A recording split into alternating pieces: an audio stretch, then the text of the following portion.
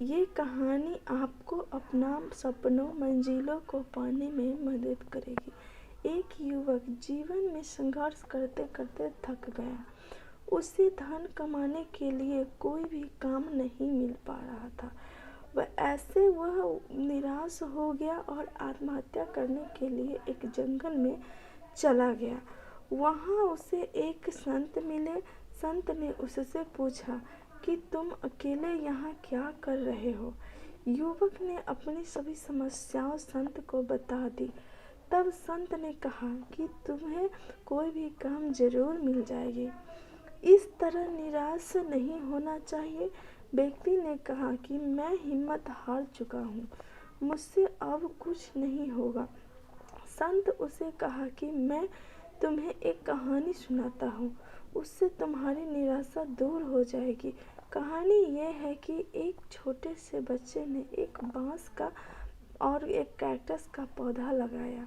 बच्चा रोज दोनों पौधा की देखभाल करता।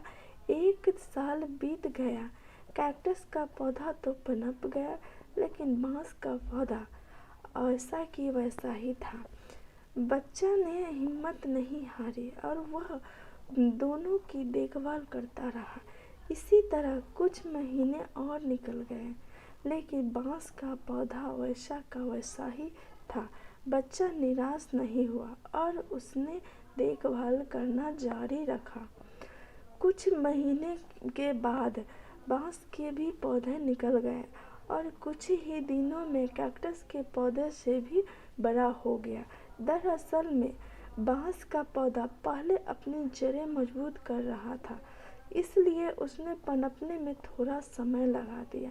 संत ने उस व्यक्ति से कहा कि हमारे जीवन में जब भी संघर्ष आए तो हमें हमारी जड़ मजबूत करना चाहिए, निराश नहीं होना चाहिए। जैसे ही हमारी जड़ें मजबूत हो जाएगी, हमारी तेजी से हमारे लक्ष्य की ओर बढ़ने लगेंगे।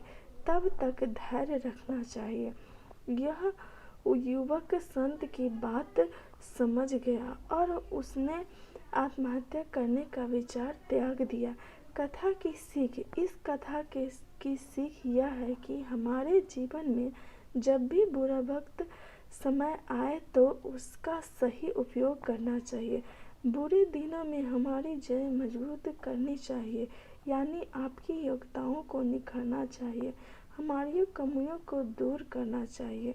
जब हमारी कमियां दूर हो जाएगी तो योग्यता निखरने लगेंगे और हम सफलता हासिल कर पाएंगे।